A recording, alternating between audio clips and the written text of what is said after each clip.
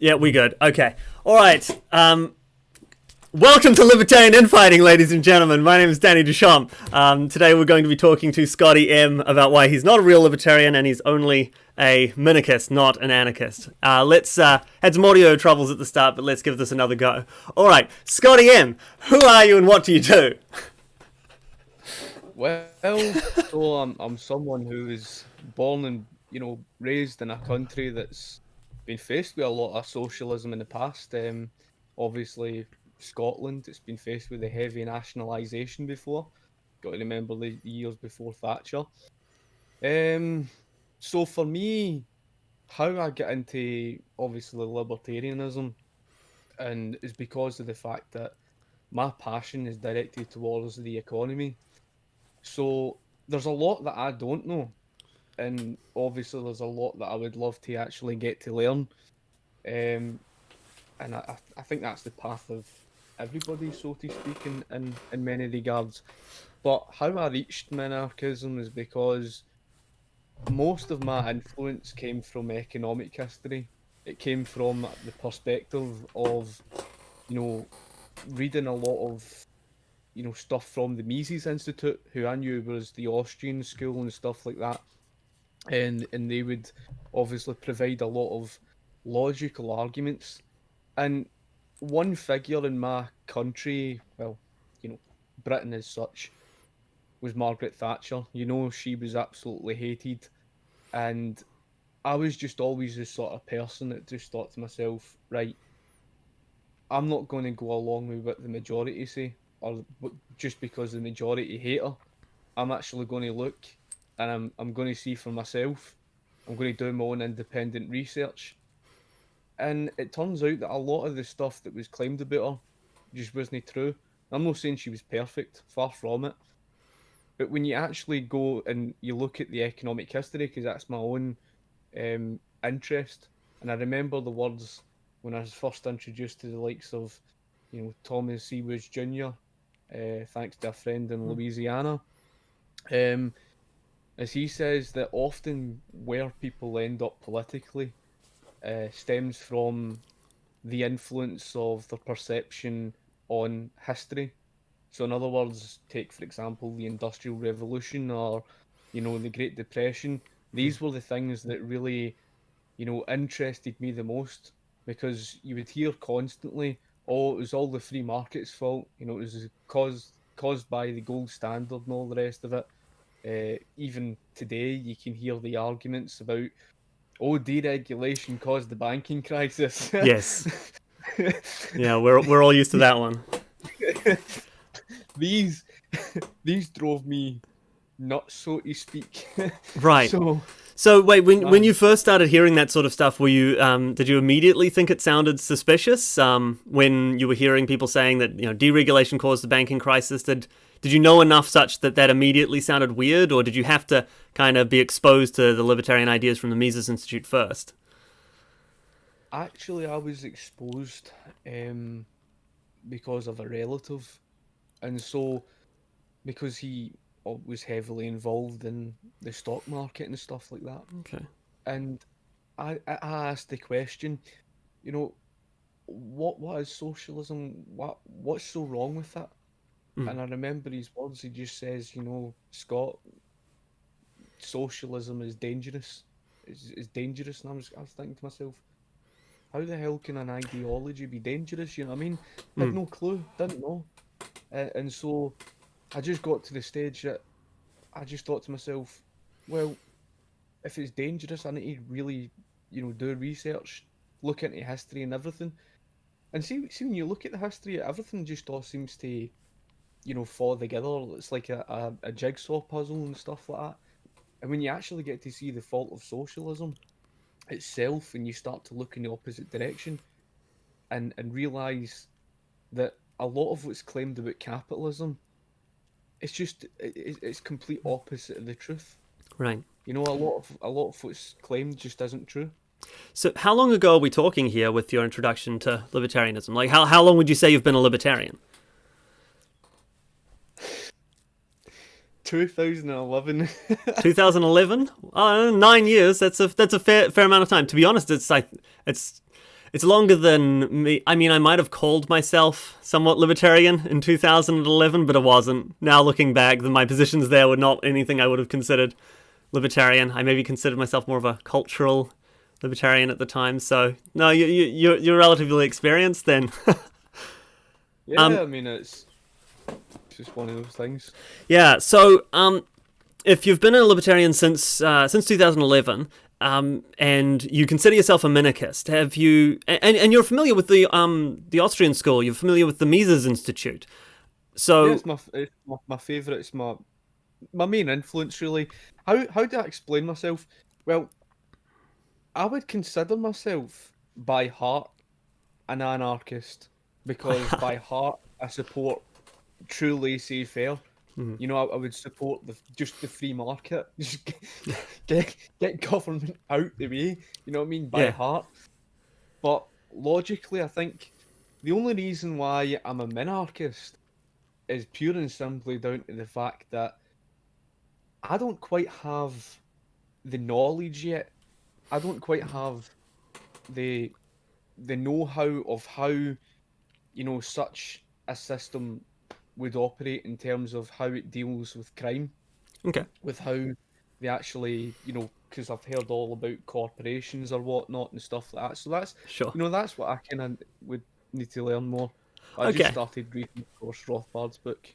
Oh, which one are you reading? Man, State, and the Economy, is it? Oh, Man, Economy, and State. All right, jumping into the deep end then.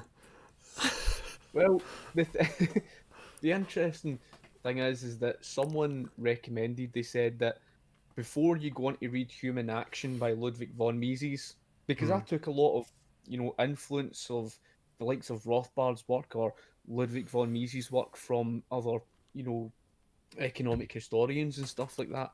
Yeah. Like you know yourself in the Mises Institute, but so for me, it was more a case that I just thought to myself, right, people are speaking about things that I'm not aware of, so I would really like to actually read their work, you know, from their own perspective, what they actually said.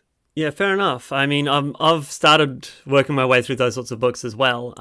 And as people probably noticed on my channel, seeing as how I've recently been talking about the Austrian school economists, although not always positively.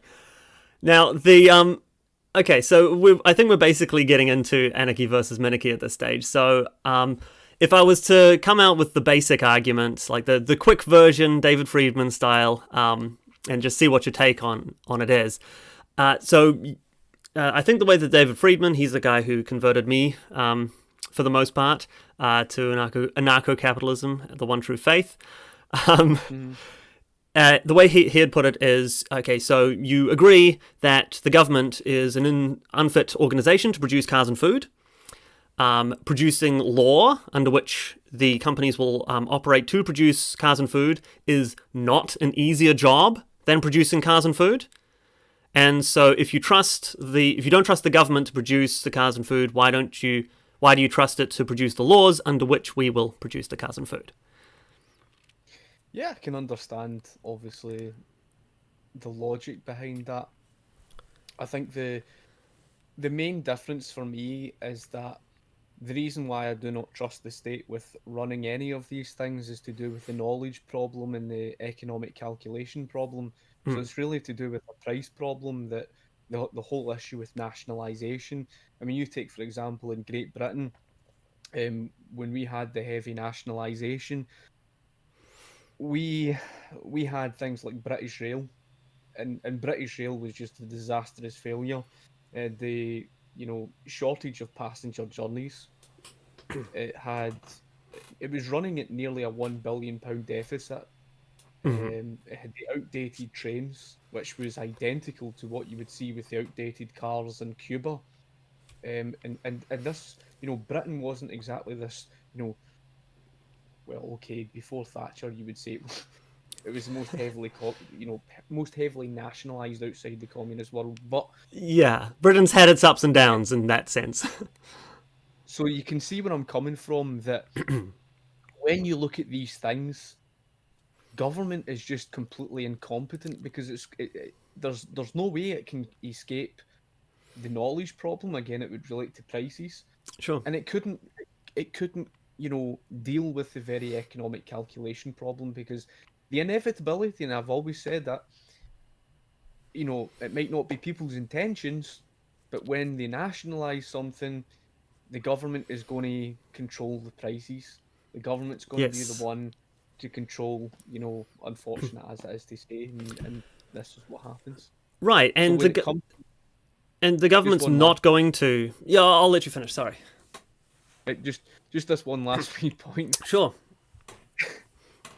The whole thing on laws, I think I can agree to it to a certain extent, and it is a worry for me. I admit that it's a worry for me. That's why at heart I would say I'm an anarchist, because there is this very issue where the government can grow, and you only have to look at economic history. American political history had proved that. Take, for example, the difference between the private turnpike industry. I've explained to people before. When it was left be, there was no income tax in 1930 until 1913. As far as Mm. I'm aware, there was no corporate. Well, they called it internal improvements, but there's no corporate subsidies in the private turnpike industry at that time, between 1794 to 1845, I think. And it wasn't until when government started to intervene. And this is the thing, because once it goes after one thing, it goes on a path of its own, and then you hear, oh well, there's wee bits of problems here in the markets, we need more government. So that's where my main fear comes from. But Right. I don't think government is completely incompetent when it comes to certain laws. I think certain laws are reasonable, and I come from that perspective because Mm. I don't have the knowledge, of how would anarchy deal with certain things like that. You know what I mean? Sure. Because I Um. have the knowledge. So the anarchist position is, of course, not that there shouldn't be laws. Right. It's that law simply should be produced privately, like everything else. And the basic analogy that you can think of, in fact, it's really more than an analogy, it's an example, I would say, is with currently it is the case that in most developed Western countries, I don't know about Scotland, I know it's true for America, and it's true for most Western countries, there are more private security forces than there are police. So the job of protecting your rights from criminals is already primarily a private affair. And the idea would simply be to expand that to the point where it covers more ground. And in terms of dispute resolution, which is basically, it seems to me, what the courts are doing, that seems that we already have a private industry for that as well. It's called arbitration. Two big companies have a dispute. A lot of the time, they will end up in arbitration rather than going through government courts, because government courts are inefficient, right? Like just like the government inefficiently produces cars and food, as I say, it also seems to inefficiently produce arbitration, dispute resolution, things like that. So essentially, the anarchist position, like thinking about how it would work, is simply the institutions we have now already in the private market. The question that I want to basically be getting to here is what aspect of government specifically, what specific aspects do you think would be the hurdle over which you worry anarchism could not come? The thing, because this was an interesting point that was brought up to me, before, and it's in respect to the real world, and I was told he gets where I'm coming from, and he knows what I support and whatnot, and he mentioned to me about, of course, China, because it had been obviously dumping the steel and everything. Now, as you know, maybe, well, I'm not sure if you know specifically, but I'm someone who's strongly against the protectionist tariffs, because I don't believe that it benefits. But on the other side of that, I can, from the argument that I got, I can understand why the protectionist tariffs was imposed on China. Now, the whole thing is here is the fact that my argument would therefore be cut off trade links with these countries that do not play fairly, and just create, free trade purely with the countries which do. Like You know the what I mean? Like, EU, for example. That was a free trade agreement, a free trade area. absolutely. Okay. And So you're pro EU? so from my perspective, this is the point. From my perspective, I think the only issue would be to do with the fact that I've stated before. I think the only thing government has been, so and so with is military, but like I said, I mean, in terms of the position on the anarchist perspective, I wouldn't know the first thing about how it would deal with such a position, because you see Yeah. throughout world history, and there seems to be these. Take for example the way China's behaving with, for example, Hong Kong, and it's a Yes. very sad thing. It's depressing to watch, and if I had, you know, if I was the prime minister back then, I, I would never have let Hong Kong go. True. Well, that was a diplomatic nightmare, but yeah, it would have been nice if there was a way they could have remained British. I think they wanted to remain British. I think they still kind of would like to be British. But yeah, that was a diplomatic nightmare. The issue that I have, though, is you're saying it's been said in the chat just now that they think you dodged the question about the EU a little bit there. So I just want to come back to it. Actually, speaking of the chat, I'm supposed to announce when I get a super chat, and Jim Jesus did use a super chat to call me a boomer, so thanks, Jim. Anyway, the EU question. When the EU was set up, it was the Coal and Steel Board, I think. It was basically some kind of agreement between France and Germany, as far as I know. And New Zealand are other side of the world, but that's my understanding. And essentially that trade agreement gradually grew into the monster that we have today, which regulates bendiness of bananas. And the essential issue that I would have with your support for like a free trade area is, well, that's, you're saying, an agreement between governments to restrict who can trade where. Sure, like in principle, I can see how maybe you could have an argument for it, assuming it will stay within its scope. But by what reason do you claim that it will stay within its scope? Why would it not just do what the EU did, and the organization you set up to administrate this agreement between the governments becomes its own government? Isn't that a concern? I can understand the logic behind that. If I remember watching, there was something. There was a video I had watched, and a guy offered the solution, and he mentioned obviously about not just leaving the European Union, but getting away from things like the United Nations. Even, I think he mentioned at one point joining EFTA and then breaking that apart. For the true path to freedom and stuff like that. I can understand where you're coming from, and that's the issue, because the way that I view things, and from my perspective, is that I don't believe that anything is perfect in this world.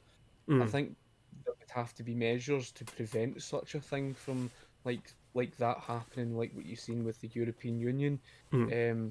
Because that's I just want to pause you there, because that's the important point. There have to be measures to prevent that from happening, like from the agreement that you have here getting out of control and turning from, yeah, we can trade within this area, to, well, let's regulate that trade, to let's regulate the countries themselves. What kind of mechanism could you possibly install if you have a monopolistic government, right? If the countries are controlled by these monopolistic governments, they are contracting with each other to make an organization that in some ways can control them, are you not just creating an even larger monopoly? And what mechanism could you write down, or could you put in place in order to keep that thing under control? I can't think of one. Maybe you can. I'd be, speechless. Yeah. Well, I, yeah, because, like I said, from my perspective, I don't think anything is perfect, but I think you've raised a reasonable point, that I can't really argue with, because I know that, like I said earlier on, for all due respect, you know, you have this very problem with governments that even when you go in that path, and I suppose another thing that I should add in that I forgot to add in, and I think is important that ties in with this, mm, is that, like I said, my heart would be in favor of, anarchism, like purely to the free market. sure. Um, but I think that the another reason that kind of influenced me in that direction of minarchism is purely from the perspective that when you look at society, I just think to myself, how is society ever going to accept such a position? It's difficult enough as it is trying to Yeah, get people, to accept even classical liberalism, and that's okay. It's free market, but it's not quite minarchism. It's not, and that's kind of the issue that I have. That they kind of look at anarchism, and this is the other thing, because they would have looked at Chaz, the eponymous yes, yeah, that indeed, foundational indeed. thing, they would have looked at that and thought to themselves, "Oh well, that's anarchy," and it would have just classified it all as one. Now, Sure. anybody that understands knows that is not true, but it worries me in that sense, So it's that old saying that my heart is there, but it's just Well, it's sad. there's two things that I'd want to say about that though. So first of all, Chaz, well, people will just see that as anarchy. Well, maybe it's a branding issue. Maybe we don't have to call it anarchy. Maybe we can call it private law, something like that. We should privatize laws rather than, we should abolish the government. We should privatize the government. It's the same thing. It means the same thing, but yeah, maybe there's a branding thing. But still, in terms of which sort of system would work, I think there are reasons to think that narco-capitalism would work. And so changing the branding like that, maybe. The other thing that I would like to obviously know, especially in relation to all of that, and I had obviously mentioned about, how under anarchy in Yeah, terms of dealing with crime and all the rest of it. sure. Well, this is the issue because, and I saw somebody bring this up before, um, and I couldn't personally answer it because I don't have the particular knowledge in that, field. Cool. But they mentioned something about how it would be down to corporations, and what would happen if businesses had conflict, Mm. and Um, they were corrupt? How does the whole thing work in terms of how they actually deal with? Because sure. someone was saying that private businesses would govern. Yeah. I don't Okay. comprehend. So the concept is that the law would not be something that you write down at the founding of Van Capistan and then the companies would just enforce it. The law would be a function of the interactions between the companies. It would sort of be built up through case law, kind of the same way that British common law was built up. Now, and as you might know, there was a lot of private enforcement of law in the early UK. Well, depends what you count as early. A few hundred years ago.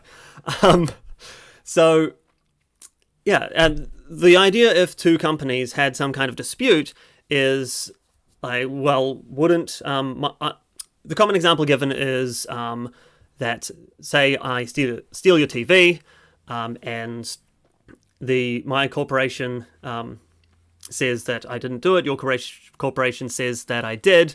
Then what are we going to do about that? Like, aren't our corporations, if they're going to protect us, don't they have to fight each other now? And the answer is, I think no.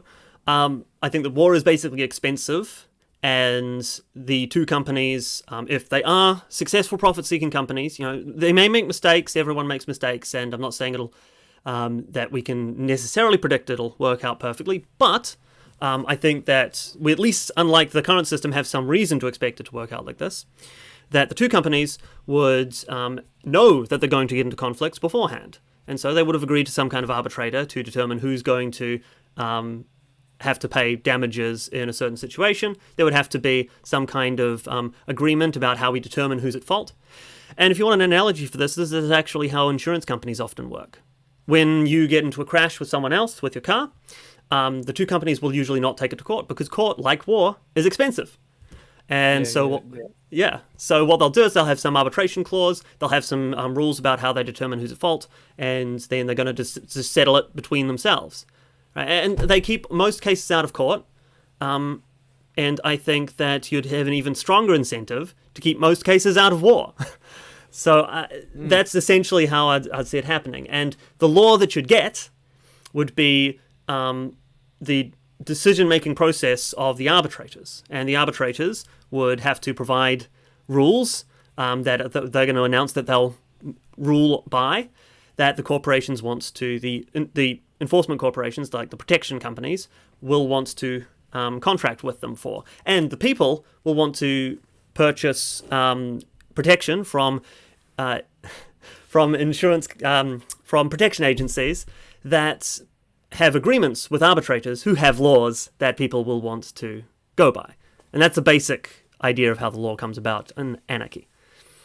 Thoughts? I can see where you're coming from in that regard. Even from the perspective of how, like the example you gave of the car insurance companies and whatnot, that's something that I think is reasonable, especially you mentioned obviously the cost. It's expensive to go to court and stuff like that. I can reason in that regard. It's definitely something I would have to actually sit and go through and read through more myself to get a fuller understanding of. And it's like I said, I mean, my position, because I continuously learn, continue to grow in my own knowledge. And like I said, I've just started reading Rothbard's own book and stuff like that. Obviously to get to grips in that sense. But that's how I've reached the position of Minarchism, because I'm in that stage of just continuously learning and whatnot. So it's not like. So you're more like pre-ANCAP. Okay, I got you. Awesome. On the road. Excellent. If you're in that journey, I would just say I was familiar with Rothbard, and I was not convinced reading Rothbard. I was not convinced until I read David Friedman, Machinery of Freedom. So that's something to think about. And also, I realized that I missed a point because you did say something before about how people are going to accept this. Right? We can barely get them to accept classical liberalism, right? And I realized that I had something I wanted to say about that because I've been stealing mostly from David Friedman, so let me steal from Brian Kaplan for a moment. If you go back to sort of ancient Scandinavia and you tell the Vikings, okay, instead of us having these warlords, why don't we all write down on a piece of paper who we want to be the chief, and we'll put it in a box, and then whoever's gets the most times their name written down, that will be the new chief. They would all laugh at you. They would never accept that. It would be ridiculous. And they'd say, well, that doesn't work. Why wouldn't the guy who's written his name down, why wouldn't he just get killed by one of the warlords who would then become the new chief? It doesn't make any sense. And that'd be right. That'd actually be 100% right. It wouldn't work because the people don't expect it to work. I kind of think that, if people don't expect anarcho-capitalism to work out like anarcho-capitalism, it won't. So I'm under no illusions that you're going to get anarcho-capitalist society without sort of changing people's expectations. It's why I'm a gradualist. I just want to slowly privatize bits and pieces of the law until it's completely anarchistic and people didn't even notice it happening. That's my scheme anyway. But yeah. So I do agree with that concern, is basically what I'm saying. But people's expectations can change. They have changed gradually to accept democracy. Maybe they can change again to accept anarcho-capitalism. I know that wasn't a question, but do you have any thoughts? No, obviously I can reason with that, and what you're saying. I Okay. mean, it's one of those things that it's obviously a lot that had been building up in my head, and I think that's one of the main reasons that kind of swayed me off, anarchism a bit. Not because ideologically and how it is, and obviously examples of history or whatnot, because I don't know the examples in history that have been around. I think I've heard that Ireland was at some point, but from the perspective of how people view things, that's what kind of threw me off a bit. You know what I mean? Mm.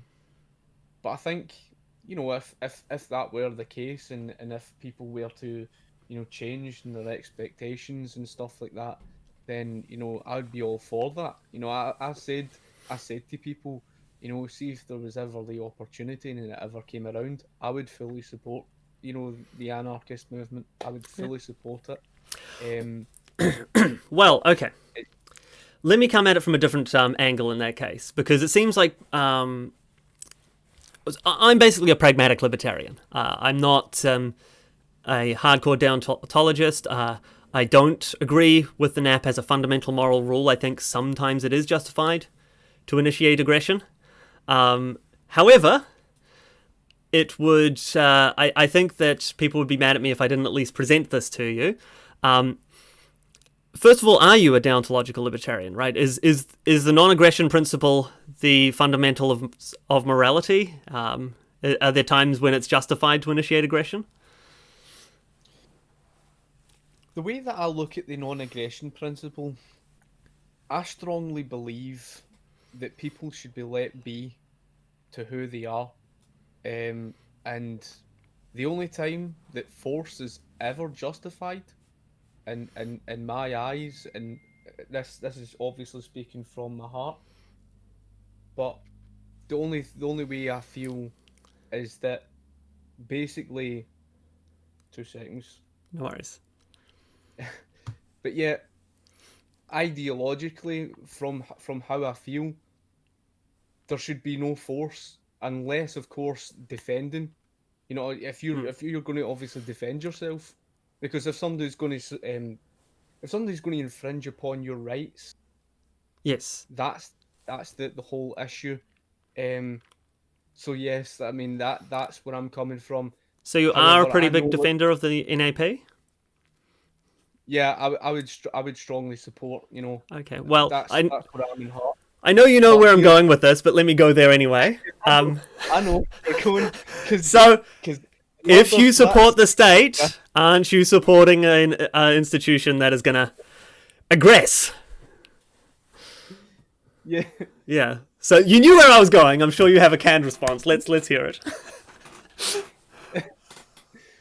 I that's the thing, right? Because it goes back to that point again, that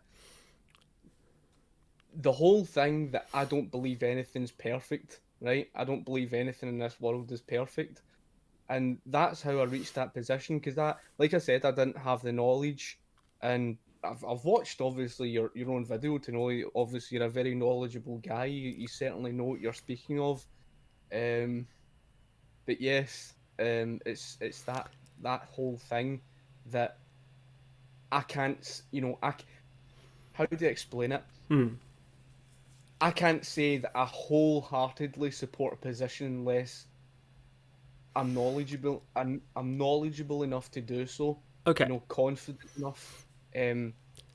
But the whole perspective, I do get where you're coming from, because, and this is the issue, because I brought up in the video on taxation Hmm.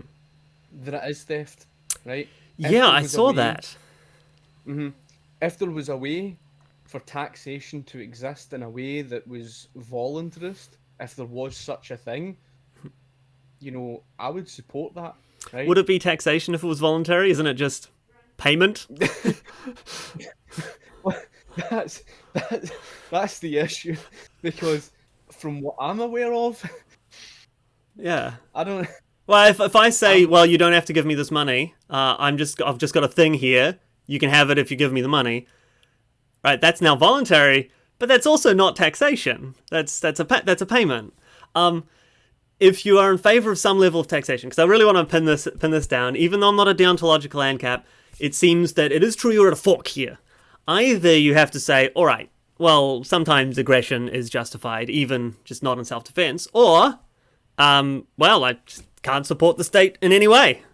Right? It seems like, to full disclosure, I take the first one. I think that aggression is sometimes justified, even though I'm an ANCAP. But I want to know which way you go. Do you think the force is sometimes justified? Is it sometimes justified to use aggression? Aggression meaning force that is not just in defense from someone. Because here's the thing, my perspective of why the state, exists is only because of certain things that I felt. For example, like I explained about how things are dealt with crime, and the only slight issue over, for example, ownership over military, because the whole thing about, in this world you see today, for example, there's certain countries, like I explained with the example of China. Yes. Look what China was doing to um, Hong Kong. Well, my concern here is that if there was no government at all, right, Mm-hmm. in that regard, and that was kind of like my only thing that kind of stood in the way of kind of why I supported the state, Yeah. was only because, number one, I didn't know how it would deal with crime, because I think that's vitally important. I've seen something that's really, really concerning. You see these, and I know anarchism of what anarcho-capitalist support is reasonable. I can understand that with the private security. But things that we've been seeing, what would happen if there was to be a country, take for example, like a China, for example, what would happen if they were to invade? Mm. How would a country defend itself in such a position? Yeah. Um, so that's actually a different question. That's getting into how does anarcho-capitalism deal with national defense. I want to Yeah, get into because that it's I want to get into that in just a second, but I do want to one more time just pin down on this fork here, right? Because I don't feel like I got an exact answer. If you support the state, you either think that aggression is sometimes justified, or you think that um, the state is not aggression yeah.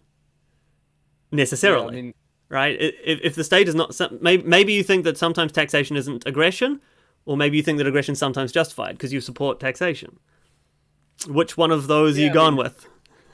because that's the thing. For me, by heart, I would support anarchy, like I said. Okay. So to give a straight answer, Yes.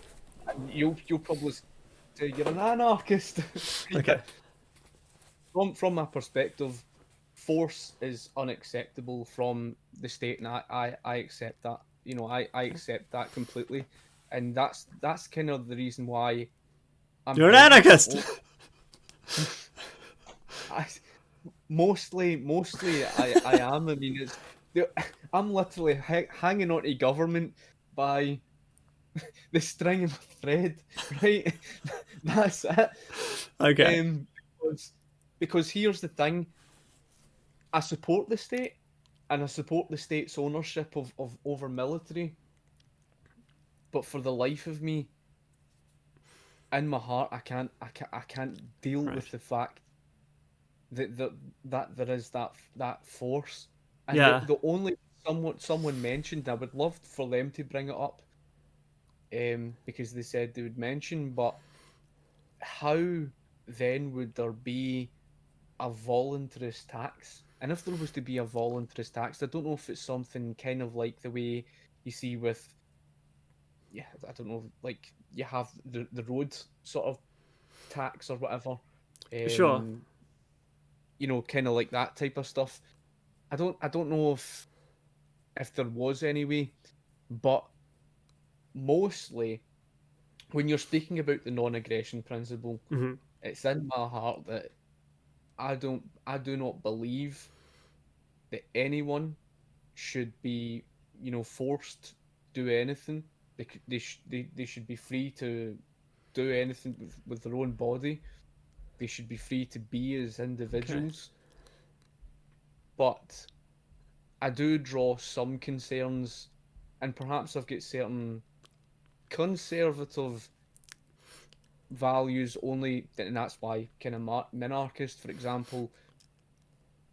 The interesting argument would be on, for example, drugs.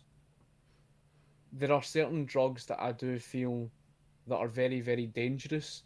How? Because this would be my next question. Hmm. How then, if, like, for example, they've got a hold of dangerous drugs, wouldn't certain or specific individuals be such a dangerous threat to other individuals? Would you then say that leaving it down to individuals having their individual private property rights, their own individual rights protected, having the right to bear arms to protect themselves, is that how you would respond with that? And Sure. that's kind of the only thing, because the whole thing on the non-aggression principle, I'm all for it. That I fully agree with it. Okay. Because the only time that things just you cross the line is when one individual infringes upon another individual's rights. Right. Well, I don't. they've got the answer. Because I mean, are you basically saying about drugs? Like, what if some guy gets hopped up on a bunch of PCP and then goes on a shotgun rampage? Is that what we're talking about? Yeah, because it's. I mean, I don't get me wrong, and I agree with Ron Paul. He made the argument on drug legalization, and especially it's because I even covered in my most recent video where I mentioned about the Food and Drug Administration and Hmm. it's restricting certain drug access to certain people Yeah. that saves thousands and thousands of people's lives, and I'm all for that. Um, but at the same time, I can somewhat understand some people's So arguments where I'm they come sorry. out and Are you say, saying the Food and Drug Administration saved thousands of people's lives? no, no, no, no, no. I'm saying what it the word prohibit, it restricts drug access. Yes, So in other words, it's restricting access to certain drugs that save people's lives. Um, but it's so for also cost example, people's lives, right? Like, so yeah, one example is there was a brand of beta blockers that were I don't know the exact timing, but it was about 10 years that they were used in Europe, and the FDA in America had them banned. The FDA came out and they announced that they were responsible for mass murder. They didn't say it that way. What they said was, we are now approving this kind of beta blocker, and we predict that it'll save this many thousand lives per year. And it's like, well, okay, you've just stopped people using government force from getting access to their medicine, and you're saying that that drug saves thousands of people a year, so you're admitting you've killed thousands of people a year. mm, So the FDA, in terms of restricting access to drugs, sure, yeah, there might be some people who thereby do not get access to some drug that would have harmed them. To be fair, that person who gets harmed by a drug, I think that's bad. It is ultimately his responsibility, right? If you get harmed by a drug that you've taken voluntarily, I think we need some personal responsibility, and you should not take that drug. However, the people who wanted to take the beta blocker and died because they couldn't get it, those people, I think it's not their responsibility. I think that's actively the FDA killing people. So I don't know about the FDA saving yeah. lives. That seems like a dubious one to me. Oh no, no, no, no. No. The FDA certainly doesn't. What I meant by that, because Okay, I don't know if I put my, because I'm not really good at wording things at sure. times. What I meant by that was that the Food and Drug Administration restricts certain drugs reaching the market Hmm. that can potentially save thousands of people's lives. Sure. So and that's why I would stand against the any sort of government regulation in that Okay. regard. But I can see the other side of the argument. I think you obviously raised the interesting point.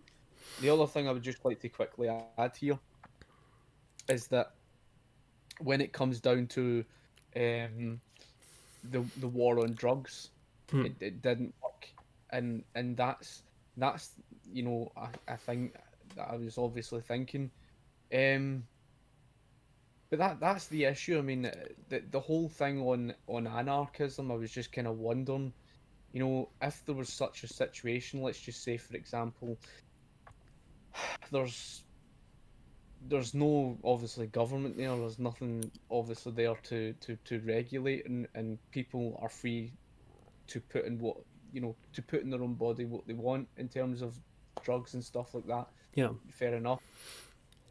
So, and you said I kind of answered that. Hmm. Is it a case that, because it's just a straightforward, is it a case that if the individual takes something harmful Hmm. and becomes a danger to other people, that they would just protect themselves, Yeah. from. Or they would you know, they'd protect themselves, or their security companies would protect them, or something like that. The same thing that happens now, because right now, guy gets hopped up on PCP and then drives a car through a crowd of people. I don't know, something like that. That that happens now, right? That's not something that you can prevent 100% of the time from happening. The question is, what sort of policy is going to reduce that sort of thing from happening the most? I don't think the current system does a very good job. I think that making drugs illegal makes it more likely that people will take it in dangerous environments. I think that making the drugs illegal makes it more likely that people are going to commit crimes in order to get the money for the drugs, because, you've made drugs illegal, that's going to jack up the price if people are addicted to it. Well, now they have something that they're really addicted to, that they desperately want, and it's prohibitively expensive. I don't know, it seems like that's going to create some crime. I'm not saying that the person isn't responsible for their actions. They still are, obviously, but you're going to increase the rate of crime for that. It seems as though if you're worried about people harming others because of drugs, it seems much more common that people harm others because of drug laws. Especially once you take into account the fact that we have gangs, right? And Yeah, where do most gangs get most of their money from? And the answer is drugs. You have made a black market, and so now you're going to have a whole lot of people who are not going to follow society's rules, and going to be in a sort of a situation where they can't make things public, so they can't have that sort of reputation that a normal corporation would have. And so you're going to have these underground organizations with an enormous amount of resources. That seems dangerous, and empirically I think gangs are pretty dangerous. So yeah. I think the drug laws create the violence more so than the drugs themselves. Yeah, I mean, I can see your point there. I mean, especially on government itself, I know that it is inefficient, and I've Christ for years that they illegalized, and I don't, I've never really. Well, I think some of my friends would kind of laugh at me for it, but only once or twice I had taken it, and it's only because of my friends. But it was Okay. the because Marijuana. I'm not. Aye, because I'm not really a big smoker or nothing like that. But for I've years tried it it a few was, times. I can't stand the stuff. I don't like it at all. yeah, it's kind of, it's very very strange. Um, I won't even go into. Yeah. I won't even. But Oh, what? Have you got a buying it, story? You've got a drug story, have you? but some stupid, some stupid thing. But at the same time, because I'm not really that big, I'm not really a big thing into drugs, and smoking or whatnot, and it's just not my thing. It's just me. Yeah. However, for years it was illegal, and it goes back to that whole thing again. What government restricts Yeah. and its inefficiency, because just look at CBD oil.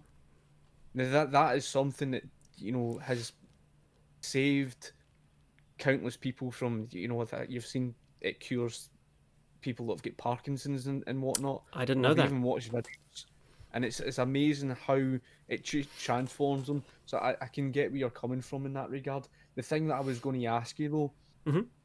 and it kind of goes off from the drugs, so to speak, but it goes back to that thing on, again, it relates to danger. And I've seen the argument where someone's, Lou Rockwell touched upon it, and it was the decentralized immigration control. Sure. This is quite an issue because, I've watched what happened in Germany. I watched what happened in France. Talking about the migrant crisis. And there are certain dangerous people, because I remember a story of a young woman who was thrown out in front of it was horrific to even think about, but flung out in front of a subway train or something like that. Yeah. And I think, I don't know if her son survived, but the mother was killed. There are certain dangerous people. So in terms of anarchy, because again it would relate why I support the minimalist government on immigration control. Okay. How then do you deal with such a position of the Immigration. decentralized immigration control? How would you go about that? Okay, There's so no yeah, all right. Well, so I've basically got. I don't want to forget that I've also got the challenge about national defense. So I'll deal with the immigration thing in two ways. One, so if you're talking about Germany, a lot of that is because people are being subsidized, and the government is intentionally trying to bring those people into the country. I can agree with that point. Yeah, if you want, if the society was such that, first of all of the land was privately owned, and if there was some people coming in from some place that was causing a danger, and it was significant enough, then if you were worried about that, then in your area you might start restricting who can come in. Right? You might have some homeowners association or something, and it's like, okay, well we're just not going to let people like that in. We're going to start having a gated community or something like that. And if you're talking about in businesses and things like that, a lot of the time, because you're basically saying that we can predict, based on where that person came from, whether they're likely to commit these crimes. And you're saying that we should be able to discriminate against them. Because that's what immigration controls are. It's saying, I want to be able to discriminate against people from this country because they have a high likelihood of coming in here and committing violence. Okay, but the government does say that you're not allowed to discriminate. The government's allowed to discriminate in its border, which is why people end up supporting border controls. But you're not. If you were to say, okay, well, we can tell that there are some people who are kind of undesirables, and we just don't want to let them into our property, that would be illegal. You would not be allowed to do that. So I think that that's where the support for immigration control comes from. It's that the government says you don't have freedom of association. If you do have some method of determining who is likely to commit violence and making so, requesting the companies you frequent block someone, like maybe you don't want these people to be able to come into the mall. And that might sound bad. Maybe you think that, discrimination like that's bad. It's literally what you're doing at the border, though. So I don't really see the difference. And I do see some sense in it. Maybe there is a place that people are coming from and they really are that criminal. Like it's that much of a problem that's worth doing this.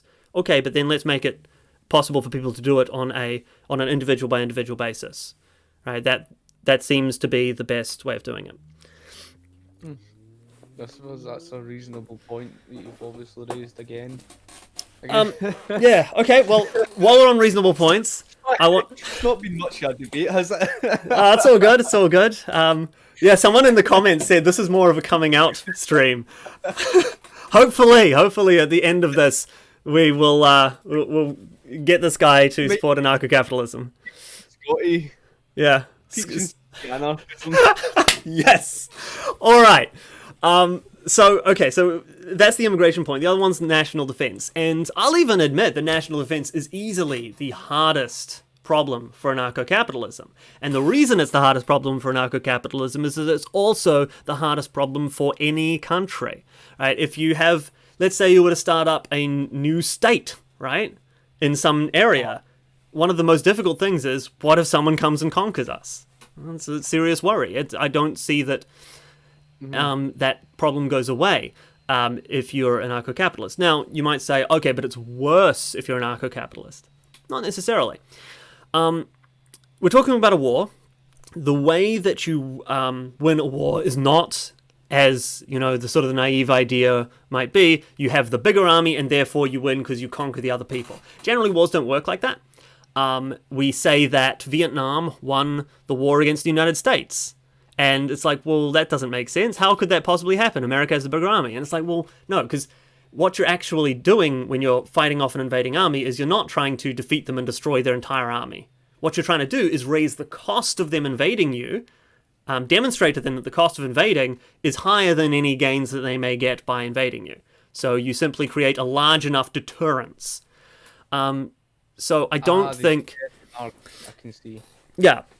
So with any country, you're just trying to create a large enough deterrence. And just to put the last point on there is you can totally make a privatized deterrence. At the very least, nowadays, a couple of the insurance companies who maybe insure a whole lot of buildings and would lose a lot of money if people invaded, maybe a couple of them were like, well, we can get rid of that part of our risk. We can just write that off if we get a nuke. So that... So they could do that, and that can create an enormous amount of deterrence very quickly. Also, you could have a highly armed population to raise the cost of invading you. That was the American way of doing things. That's why they wanted the people to be armed, because that raises the cost of invasion. And you can also have some kind of charitable organization where if you think that is seriously an issue and you feel like, oh, I want to be an upstanding member of this community and help to defend it, I could join some organization to help defend it, and I could donate money towards such an organization if you think additional defense on top of what I've mentioned is necessary. So there are a lot of ways to create a deterrence against invasion, which is all any country can do anyway.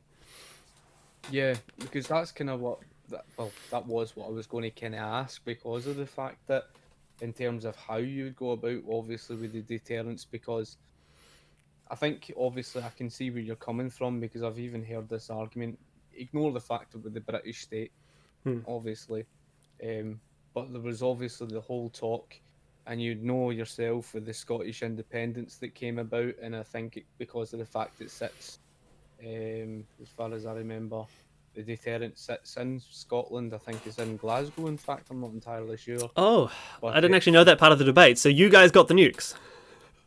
Yeah. All right.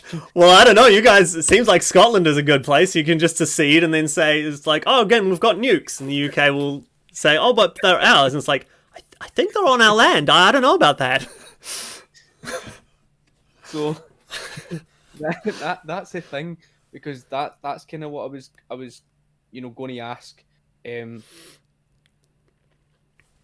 whole thing on that type of deterrent, because people had that sort of argument to say they didn't want it, get it out of Scotland, but wouldn't it ignore the fact that the existence of the British state and ignore the existence of, for example, the Scottish government?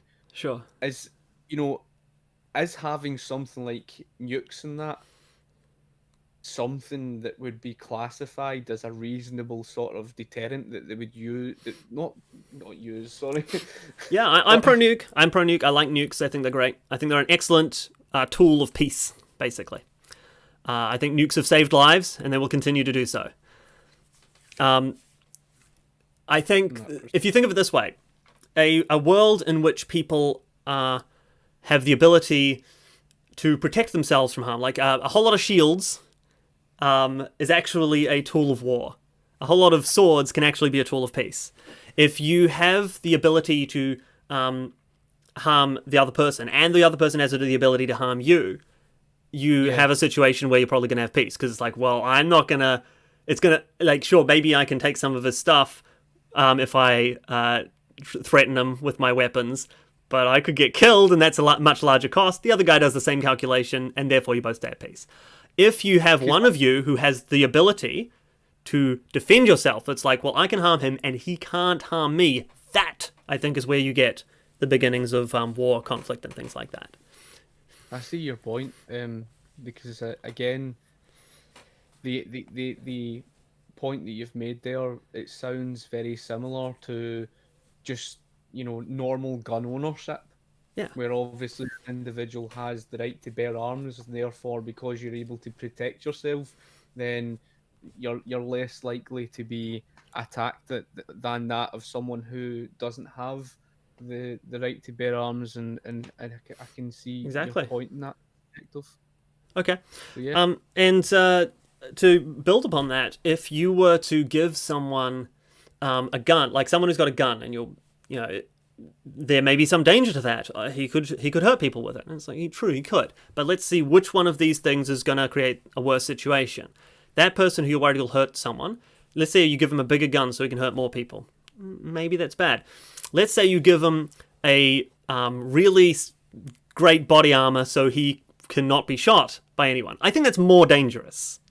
Right? I think it's much more dangerous that he gets the armor that can protect him from being shot in self-defense than giving him simply a gun that can harm more people. Because I think the main reason people don't harm each other when they want to, usually they don't want to, but in the subcategory of where you've got people who want to, the main reason they don't when they want to is because they know that the cost will be envisaged upon them much more highly than what they could dish out. And I think that's true of countries even, right? When a country invades somewhere, I think it's just because it's like, well, the cost's not worth it, right? Like, even if we could spend all of our GDP invading this country, we're not going to, that's too much, right? I think that's how you deter wars as well. So, yeah. The ability to fight is a better defense. The best defense is a good offense. That's what I'm saying. There we go. yeah. I think that there is a few countries that are, because obviously doing the research, Yeah. Especially the Scandinavian countries, and one of which being Sweden. Because obviously when you look at the economic history and stuff like that, I think it's mentioned something about Sweden hadn't. Pretty sure it was Tom DiLorenzo that mentioned it. That Sweden hadn't actually been to war or that. And Switzerland is another country that kind of, hadn't really gone through all of that. And that's how it became, for example, like Sweden, it became a rich country. It was unable to do so because of avoiding that. So I can see your point in Cool. that regard. All right. So it seems like you've got a handle on that. And hopefully we're getting close to you being an ANCAP. I just wanted to change tack slightly because I had some people in the chat also saying that that your accent is glorious, and of course it is a glorious Scottish accent. I know literally one Scottish libertarian. I'm relatively familiar with the libertarian world, and there's that one guy, Anthony Samaroff. You know him? I'm aware. Okay, but that's about all I know. It seems like the Scottish libertarian movement is quite small, especially for the country that where Adam Smith's from. Point. I mean, is that correct? Is that correct? Is the libertarian movement in Scotland small, or is it deceptively large? Is my question. Yeah, I don't know how big it would, be, because you can't really tell. Mainstream media is very deceiving. I must say, there's probably more conservatives out there than that I'm led to believe, and the way the mainstream media would make it out that Scotland's more left wing than what's made out to be. Again, Okay. It's this whole issue, and years ago when I first started my channel, my old videos are no longer there. I used to have all the videos in Scottish accent. I had everything to do with the Picts and stuff, because I'm proud of my heritage and everything, right? I'm proud of what Scotland done on and off the battlefield. I mean, there's no question that Scotland has had an enormous impact.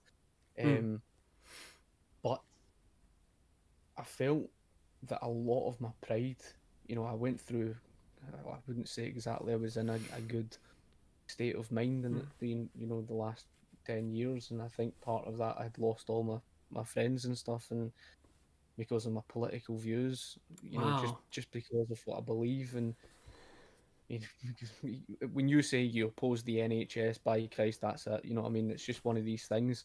Really? But So yeah, just yeah, just like maybe that organization you're constantly complaining about shouldn't be running healthcare. That's enough.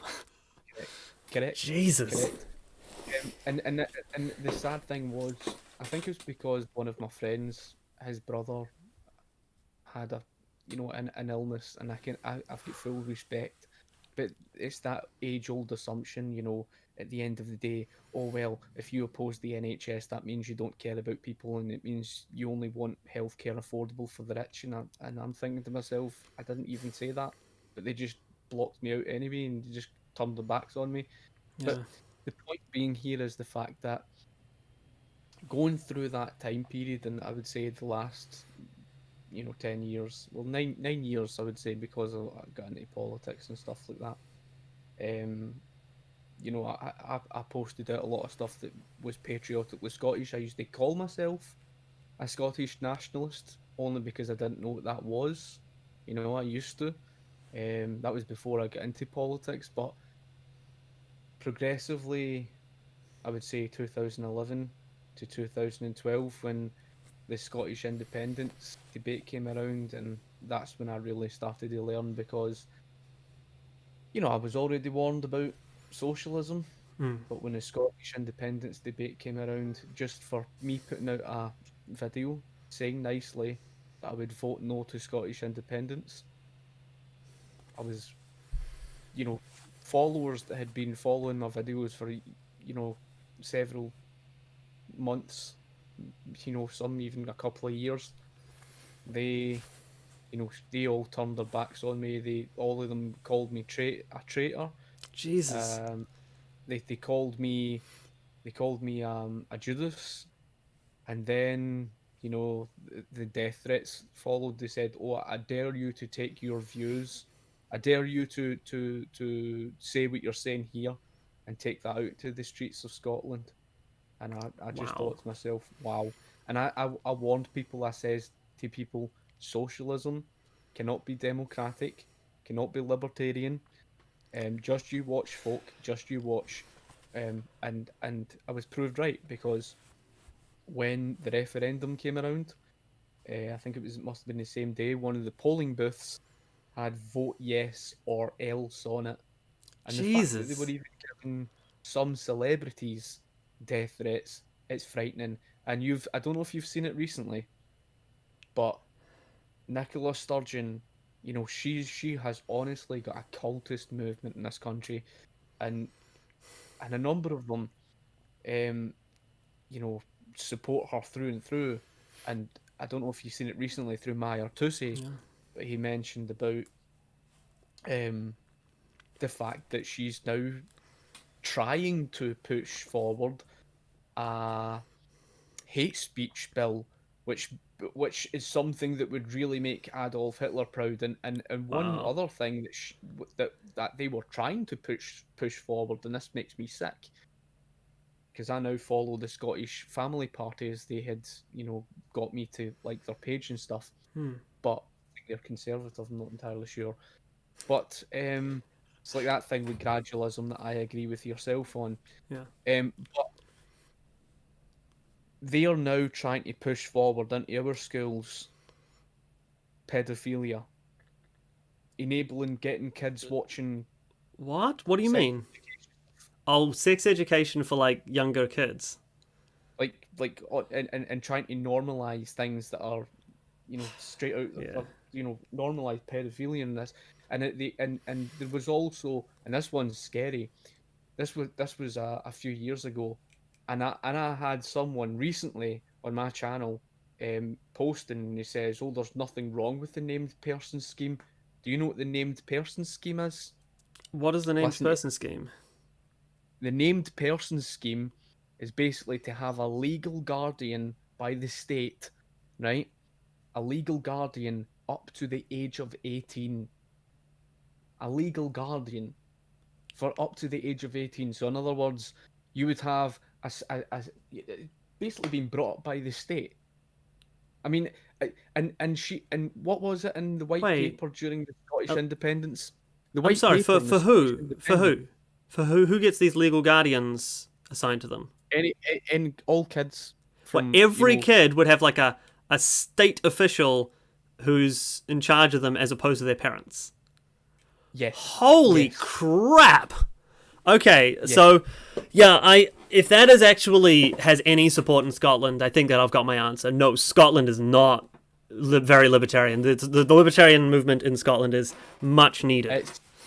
It's very scary because take for example the boy who tried to argue with me, and he's becoming really abusive.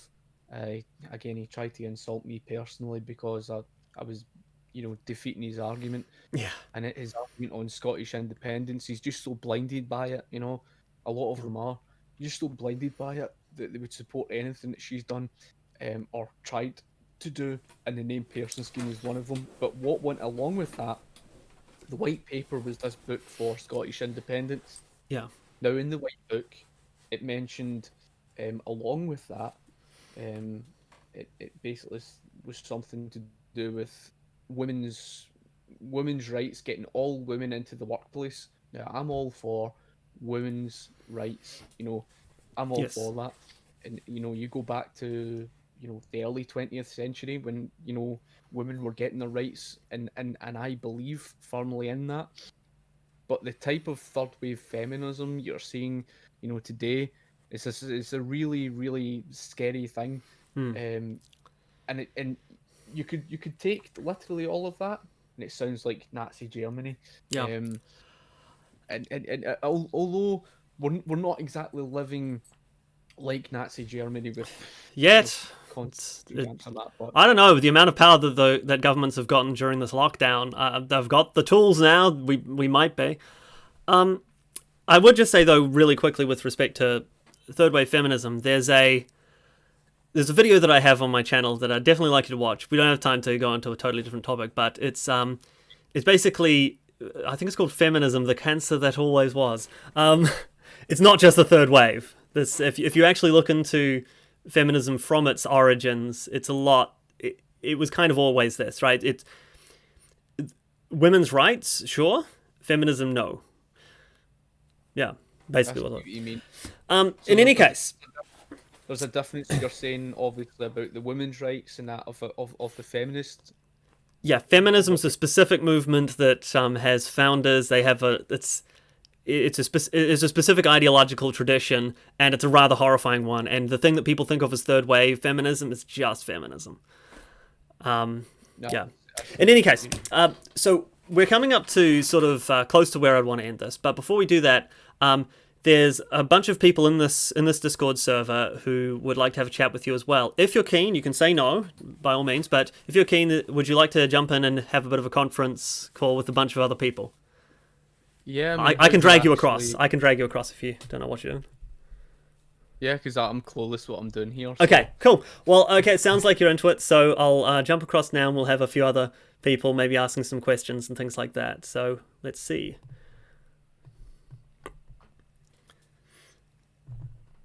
Okay.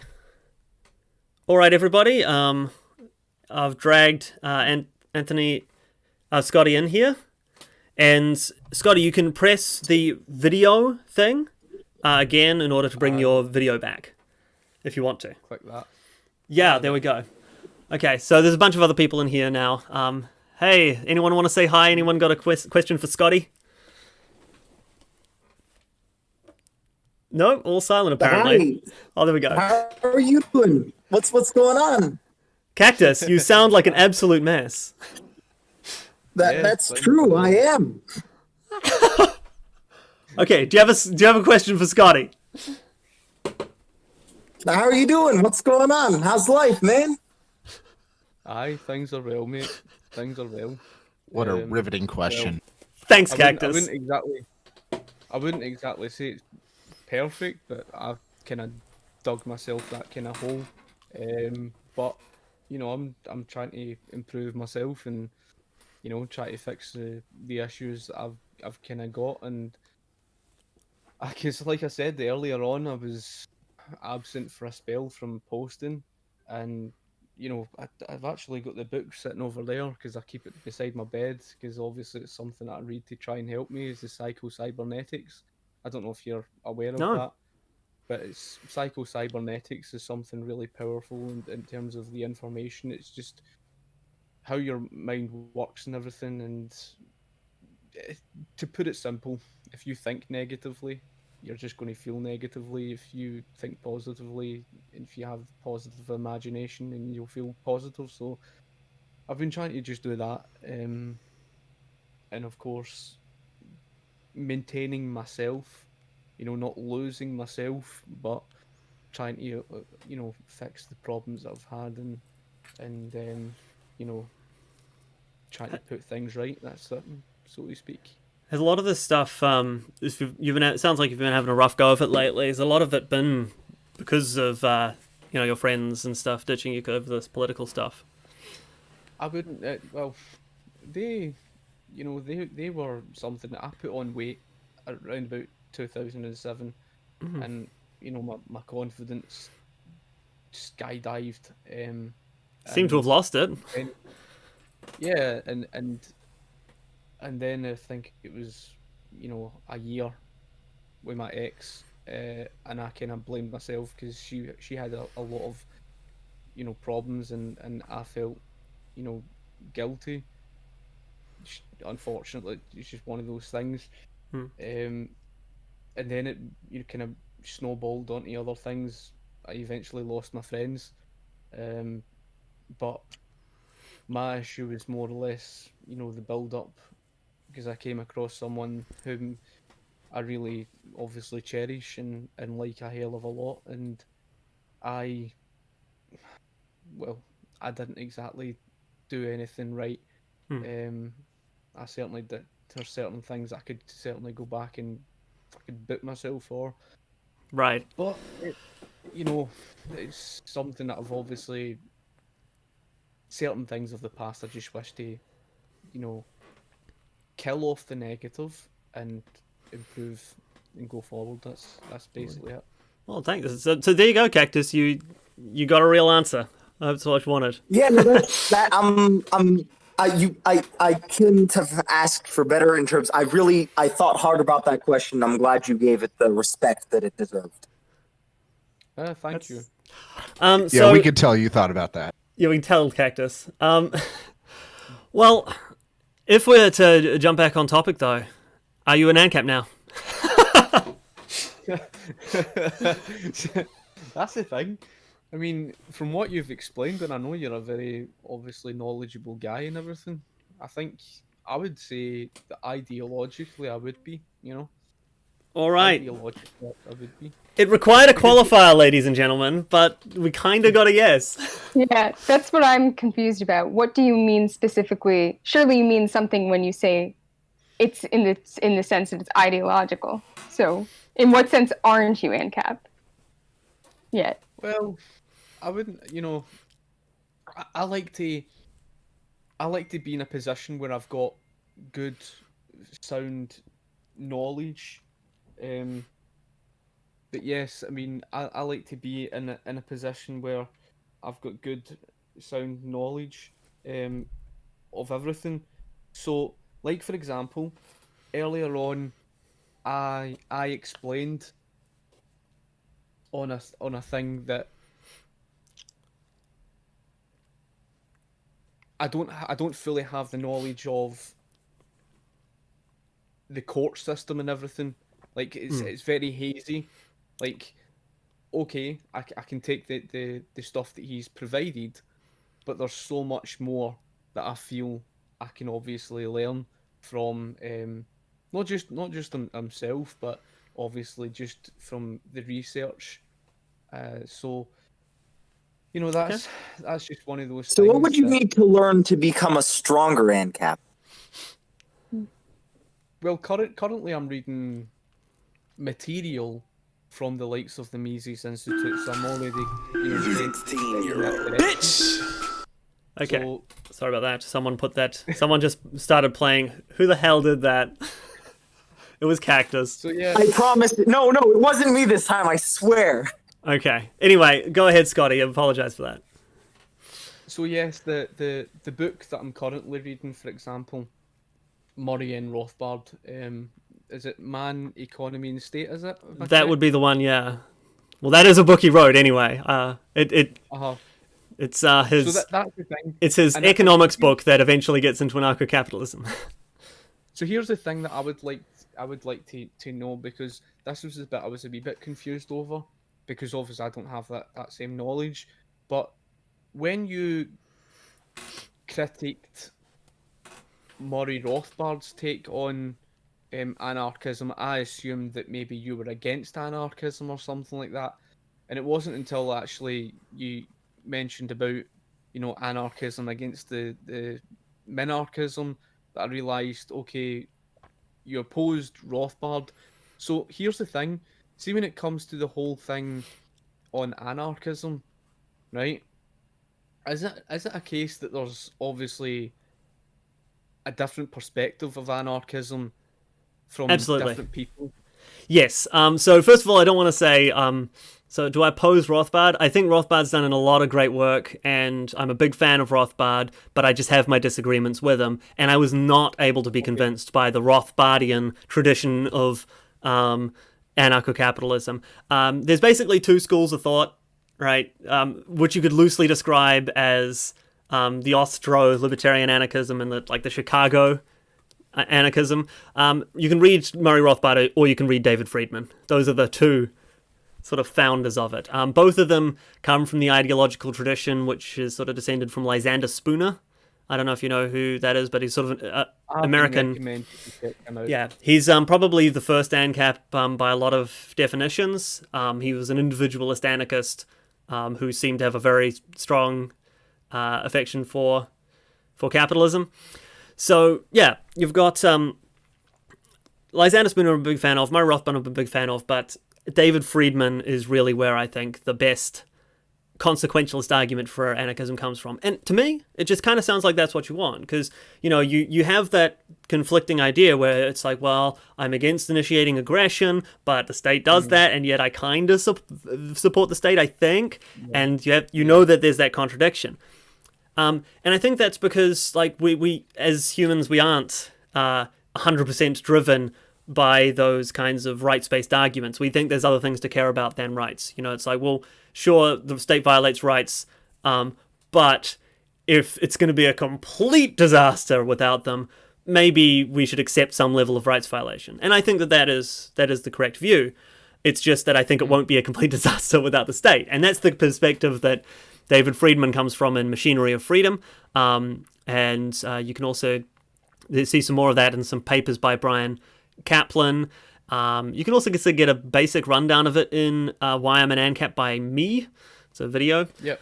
And yeah, that sort of consequentialist perspective on anarchism is definitely separate. So yeah, your question was, are there different schools of thought on anarchism? Yes. I could have just said yes. Yeah. That's interesting, because see, obviously before all of that, I was kind of, the way that I kind of viewed the anarchist position, I thought it was just all the one. I thought the Austrian school was just all one. But obviously, from what you've explained, then it's obviously more, complex than that. Yeah. But yeah, that's something I would like to obviously read more on. And like I said, I mean, I'm ideologically, I would definitely say I'm towards that position, and okay. I think the state's in my head, yeah. Cool. Okay, I think I get where you're coming from. So before we end the stream, does anyone else here have a quick question that they wanted to ask Scotty? Any other comments or questions? If that's a no, then we're going to call it here. Well, I was going to ask another stupid question that I didn't think anything about, but Okay. I don't know if that's... All right, so we're going to end the screen. We're going to end the stream there. All right, that's... Oh, no, wait, Tucci has a question. Okay. Yeah.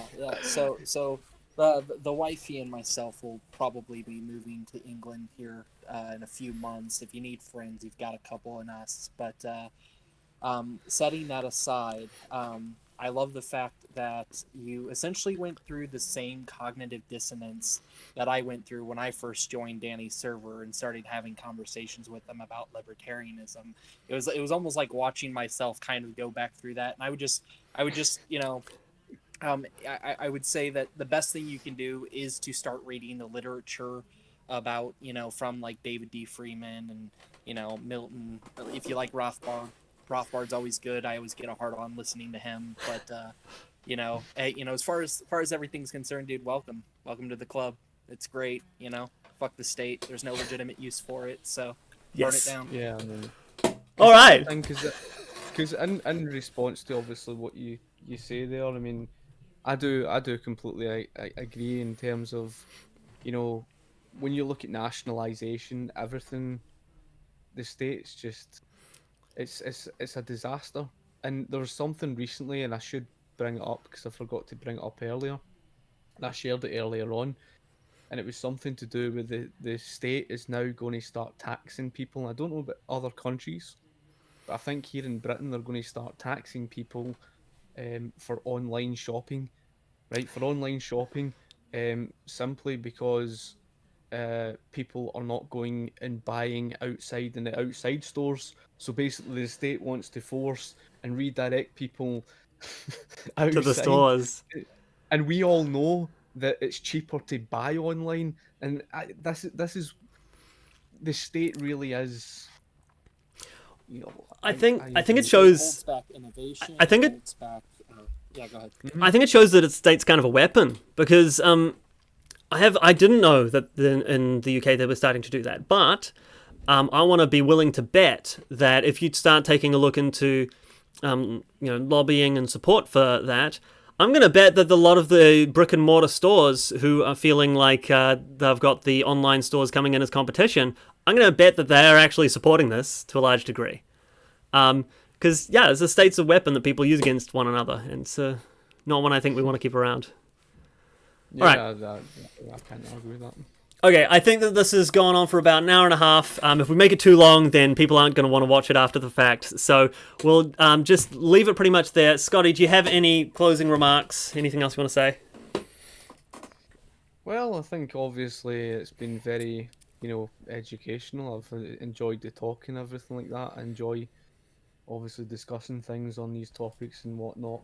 And like I say, you're a very informative guy in that.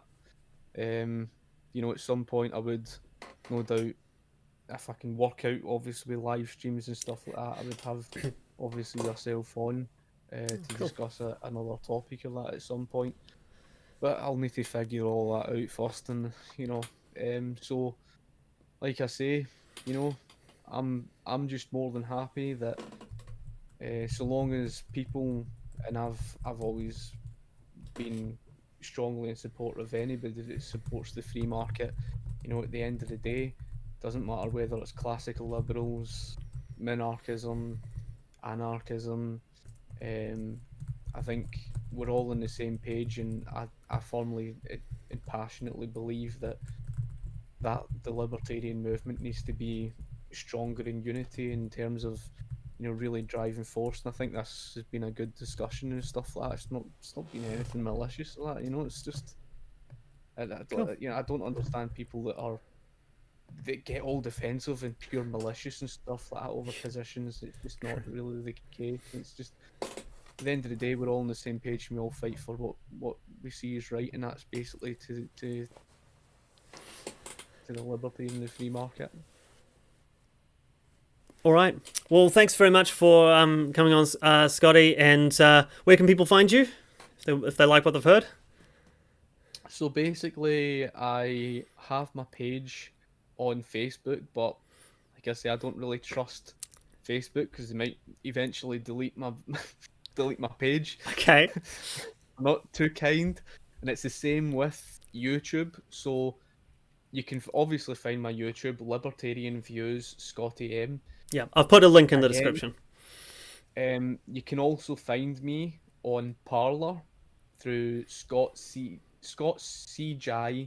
McKelvey. So it's McKelvie, and I'm pretty sure Danny could obviously link and whatnot. Yeah, I'll link that Just too. get the handle. And other than that, I do have my videos, Libertarian Views Scotty M, on BitChute, and I've now got that library, which is LBRY, and I made sure that obviously the videos are linked there so that anybody can follow me there.